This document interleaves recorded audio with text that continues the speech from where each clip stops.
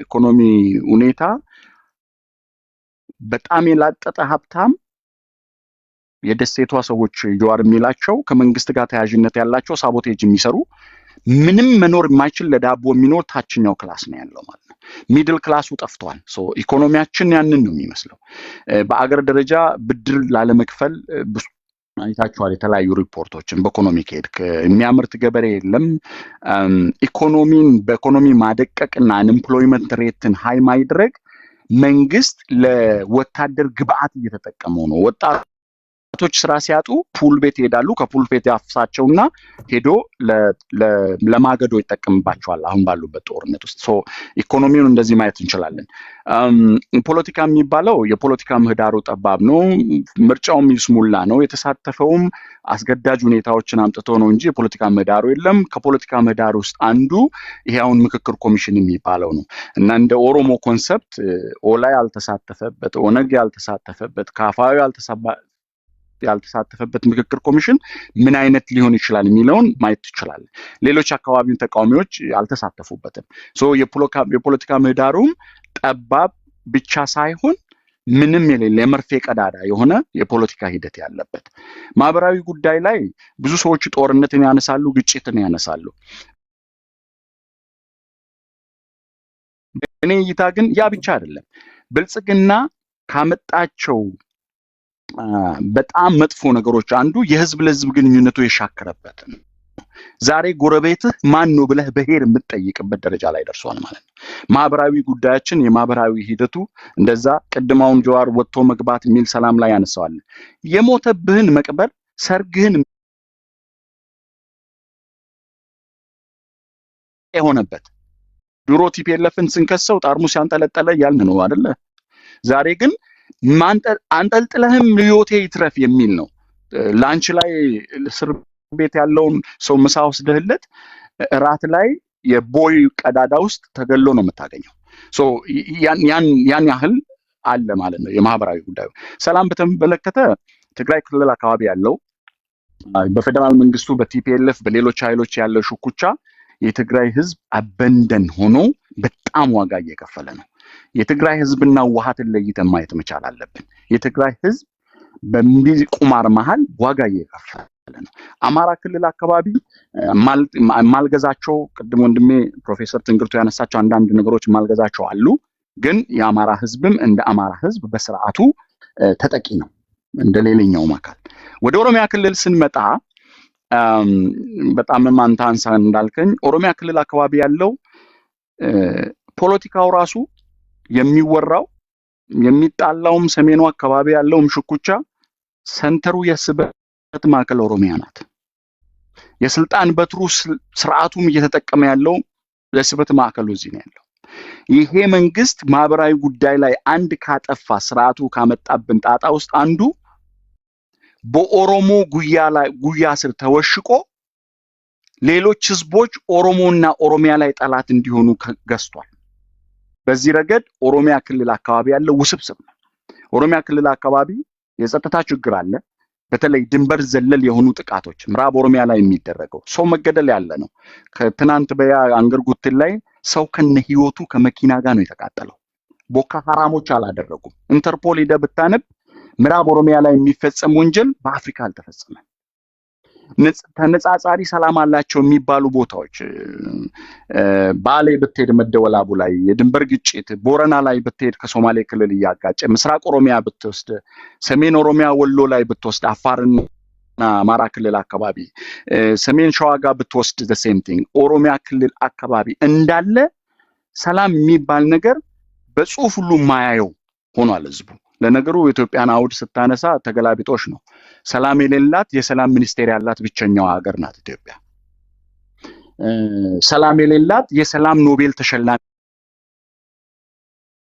መሪ ያላት ሀገር ናት። ተገላቢጦሽ ነው። ስለዚህ የኦሮሚያ አውዳዊ ሁኔታን ካነሳ ያ ነው። በሌላ በኩል ደግሞ ይህ ተያያዥነት ያላቸው ድንበር ዘለል ቅድም ያነሳቸው በዲፕሎማሲ ረገድ በጣም ፌለሪቲ አለ። በዲፕሎማሲው ረገድ ፌለሪቲ የሚያሳዩት ዛሬ ኢትዮጵያ ፕሮክሲ ዋርን የምታስተናግድ ሀገር አያል ሀገር ሆና ያለች ፖሊሲ የምትጠቀሙት የዲፕሎማሲ ፖሊሲ የሰው ደጅ የሚያጠና አድርጎ ዛሬ እና አረብ ኤሚሬት ፕሮክሲ ዋር አድርገው የኛ ልጆች ከአልቡርሃኒ ከሌላ ጎን እየተሰለፈ ሌላኛው ደግሞ ከፈጥኖ ደራሹ ኃይል ጎን እየተሰለፈ ህይወቱ እየከፈለ ነው ያለው ማለት ነው። ያን ደግሞ እንዲያደርግ አንኤምፕሎይመንቱ ኢኮኖሚው አርፏል። ልጆችን እየያዘ ሁለቱም ቦታ እየተደረገ ነው ያለው። ያ ደግሞ የውስጥ ችግርን ሳይፈቱ የተንጠራሩ የሌላ አገርን ፕሮክሲ ዋር እያካሄዱ አድርገዋል። የቅድም የተነሱት አሁን የሻቢያን የሌሎቹን ሻቢያ ደጅ እንዲጠና ተቃዋሚ የሚያደርገውም እኮ የውስጥ ችግርን መንግስት መፍታት ስላልቻለ ነው። ቁጭ ብሎ ከመፍታት የሌሎችን ፕሮክሲ ዋሮችን አስተናጋጅ የሆኑ ኦፖርቹኒቲዎችን ፈጥሮ ስርዓቱ ወደዛ እንዲገባ ተደርጓል። ስለዚህ ኦሮሚያ ክልል አካባቢ ያለው በጣም አሳዛኝ ሌሎች ማህበረሰቦች ደግሞ ባለጊዜ እያሉ እየፈረጁ ማህበረሰቡን ግን የኦሮሞ ጉያ ስር ተደብቆ ስርዓቱ ዋጋ እያስከፈለን ያለው። ስለ ኦነግ ያነሳኸው ኦነግ 1973 ተቋቁሞ ትግል እያደረገ ነው ምንድነው የሚባለውን ኦነግ ሲጀምር የኦሮሞ ህዝብ ከኦነግ በፊት በተናጠል በቡድን ጥያቄ በዛች ሀገር ስላለው ትግል ጀምሯል። ኦነግ ከተደራጀ እንደ ኦነግ የኦሮሞ ነጻነት ትግል ተብሎ ተጀምሯል። እኚህ ሁሉ አውድ አላቸው። እስከ 91 የነበረው ከ91 2018 የነበረው ከ2000 እስካሁን 18 አሁን እስካለ ነው ድረስ በዚህ አውድ ውስጥ እኔ ዜሮ ታይምስ አላደርግም። የኦሮሞ ኦነግና የኦሮሞ ህዝብ ትግል መልስ ያገኛቸው ጥያቄዎች አሉ። ግን ፋንዳሜንታል የሆኑ ዛሬም ለምክክር ቀርቦ ማንም የሚሳለቅበት የድንበር ጉዳይ፣ የቋንቋ ጉዳይ፣ የራስን በራስ የማስተዳደር ጉዳይ፣ የራስን ኢኮኖሚ መጠቀም ጉዳይ ከዚህም በፊት አንተ ስታነሳ ብዙ ጊዜ የተቀለልን የምናነሳቸው አሉ። እነ ጫላና እነ ለሊሳ አምርተው እነማን ኤክስፖርት እንደሚያደርጉ ታውቃለህ። እንደዚህ አይነት ኤክስፕሎይቴሽኖች እንዳለ በኢንቨስትመንት ስም አረብ ኤሚሬቶች፣ ተርኮች የባሌን ሰፊ እርሻ መሬት ኦሮሞ የሚጠቀምበትን ማን እየተጠቀመ እንዳለ ኦሮሚያ ውስጥ ኦሮሞ ነኝ ብሎ ስልጣን በያዘ ኃይል የደረሰው በደል ከዛ በፊት በነበሩት አገዛዞች የደረሰ አይደለም። ግድያው ብቻ ሳይሆን ያገዳደሉ ዘይቤ፣ ዘረፋው ቄሮ አምጾ ኢህአዴግን እጅን የተመዘዘው እኮ መሬት ሊቀራመቱ ነው ብሎ ነው። አሁን ክልሉ ሙሉ በሙሉ መንግስታዊና ኢ መንግስታዊ ሆኑ። በኢህአዴግ ዘመን እኮ በደርግ ዘመን መንግስታዊ በደል ነበረ፣ መንግስታዊ ዘረፋ ነበረ። አሁን የመንግስት ዩኒፎርም የለበሰውም ይዘርፋል፣ ይገላል። በመንግስት ስር የተጠለለ የማፊያ ቡድንም ይዘርፋል፣ ይገላል። ሌሎች ወንድሞቻችን መረዳት የሚገባችሁ አሁን ኦሮሞ ከዚህ በፊት ኤክስፒሪየንስ ያላደረገውን እየተቀጠቀጠ ሲቀጠቀጥም ጩኸቱን ሊሰማ የማይችልበት ምክንያቱም በሱ ስም ሌላ በደል እየተደረገ መሆኑን ሌላው ማህበረሰብ እንዲረዳ ከፍተኛ ስራ ያስፈልጋል። የኦሮሞ ወጣትም የኦሮሞ ምሁርም የኦሮሞ አመራርም ከኦሮሚያ የዘለለ በሌሎች የሀገሪቷ ክፍሎች እየተደረጉ ያሉትን በደሎችና ችግሮች የመረዳት ኤክስትራ መሄድ መቻል አለበት። እንደዚህ አይነት ፎረሞች ሊዘጋጁና ወደፊቱም የዛሬ ቅድም ከቴዲ ጋር ስናወራ ነበር የዛሬው አፕታይዘር እንዲሆን ነው፣ ቤዚካሊ ለአፕታይዘር እንዲሆን ነው እንጂ ወደፊት ከዚህ የተሻለ ሰፋ ያለ ውይይቶች እናዘጋጃለን። ራጅ ቅድም ብሏል፣ የብልጽግና ሰዎች መጋበዝ አለባቸው። አብሶሉትሊ ተጋብዘዋልም። እኔ አይደለም በነገራችን ላይ ብዙዎቻችሁን የጋበዛችሁት እዚሁ ያው ቲክቶክን በደንብ ስለማላውቀው እዚህ ላይ ጥሩ የሆኑ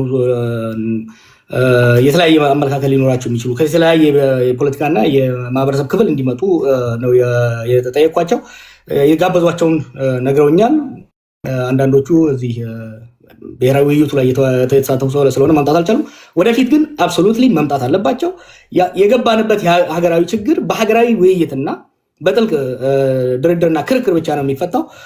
መምጣት አለባቸው። ለሚቀጥሉት ተራ ሰጣለሁ። ያው ሰዓቱንም ገፋ ገፋ እያደረግ ነው ለተመልካችም እድል እንዲሰጥ። ቴንክ ዩ።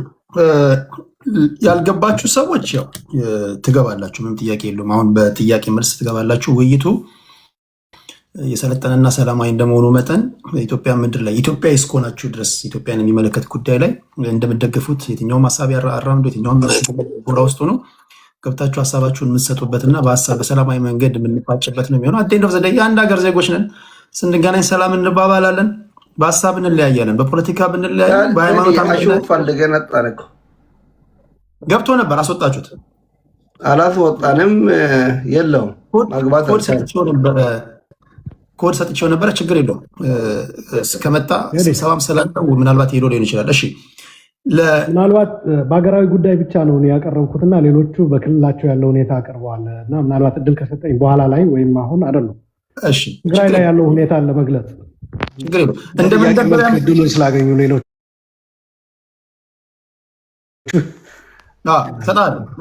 ትግራይ ክልል ውስጥ ያለውን ነገር መናገር ግድ ነው። ትናገራለህ፣ ችግር የለውም።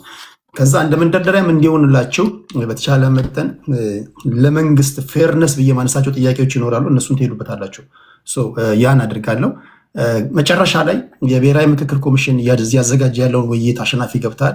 እሱን የእናንተን ትዝብት ታስቀምጡና እንዳልኳችሁ አንድ ከቲፒኤልኤፍ፣ አንድ ከኦሮሞ ነፃነት ግንባር፣ አንድ ከብልጽግና፣ አንድ ከፋኖ እኔ ማቃችሁ እዚህ ውስጥ እንግዲህ ቲክቶክ ላይ ማላቃችሁ ፖለቲከኞች የላችሁ። የእጄን መዳፊያን ነው ማቃችሁ። አንድ አስገባችኋለሁ። ስለምትናገሩት ንግግር በቂ ግንዛቤ፣ ጨዋነት፣ ስነ ምግባር ያላችሁን ጠንቅቄ ስለማቅ ትገባላችሁ፣ ጥያቄ ትጠይቃላችሁ። 3 ወይ 4 ደቂቃ አስጣችኋለሁ። ይሄ የሚቀጥል ነው፣ የመጨረሻ አይደለም። አይንገላጭ የሆነ ውይይት እናደርጋለን። ትገቡና ጥያቄ ትጠይቃላችሁ፣ ከዛ ትወርዳላችሁ፣ እነሱ ይመልሳሉ። ለጀዋ ይሰማል በደንብ። ኦኬ ታንክ ዩ ቬሪ ማች። በጣም አመሰግናለሁ ስለዚህ እድል። ይሄ የቲክቶክ ውይይት እጅግ በጣም ጠቃሚ ነው።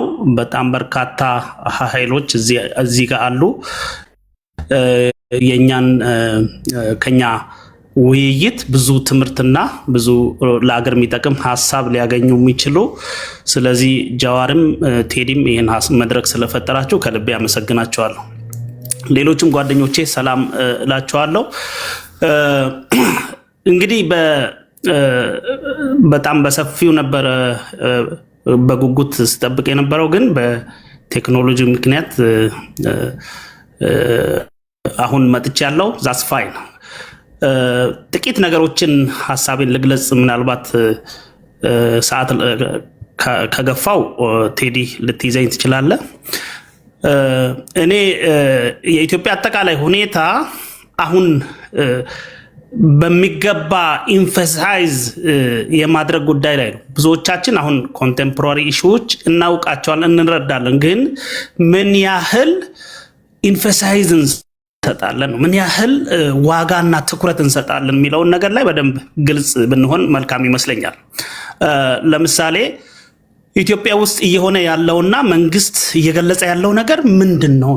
እርስ በርስ የሚጣጣም ነው ወይስ የሚጣረስ ነው? ይሄ በጣም ትልቅ ነጥብ ይመስለኛል። አደግን ተመነደግን በሁሉም መስክ ኢትዮጵያ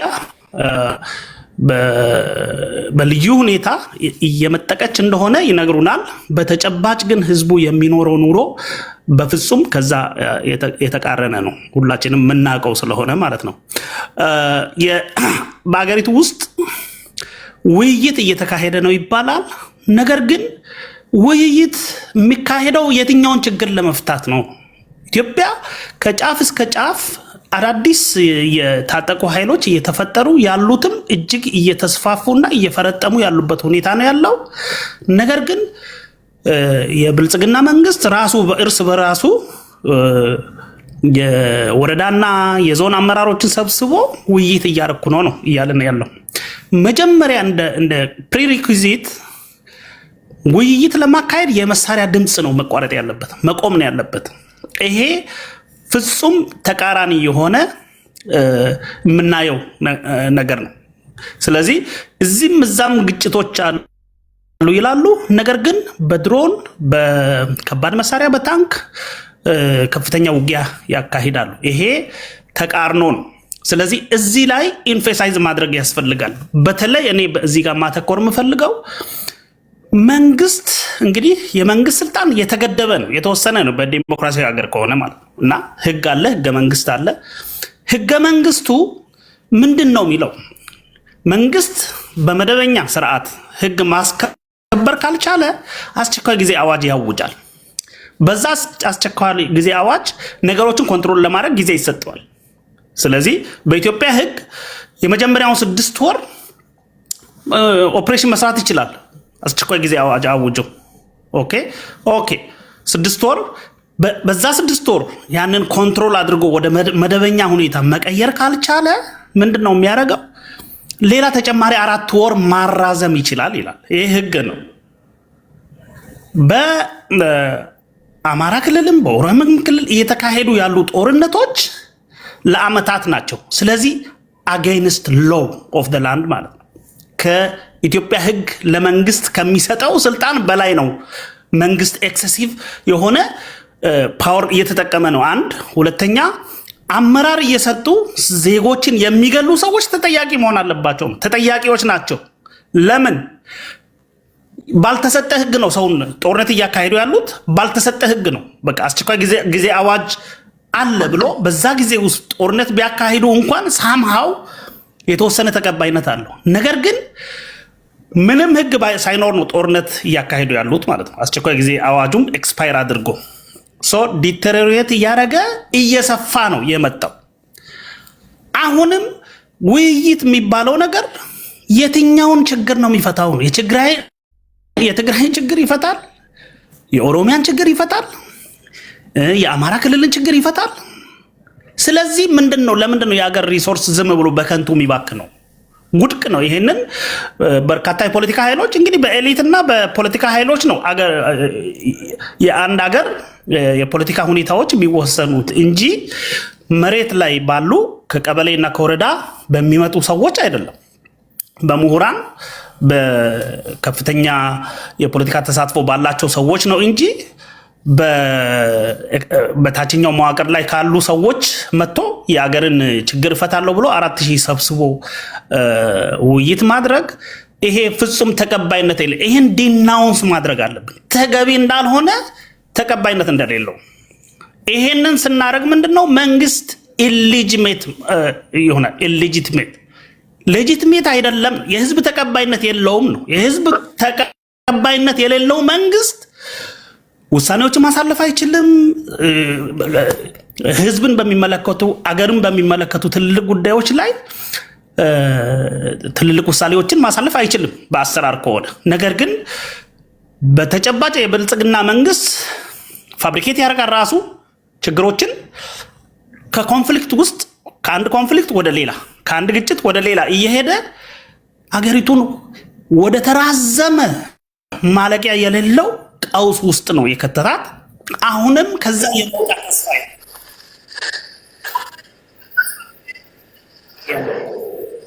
ምንድን ነው?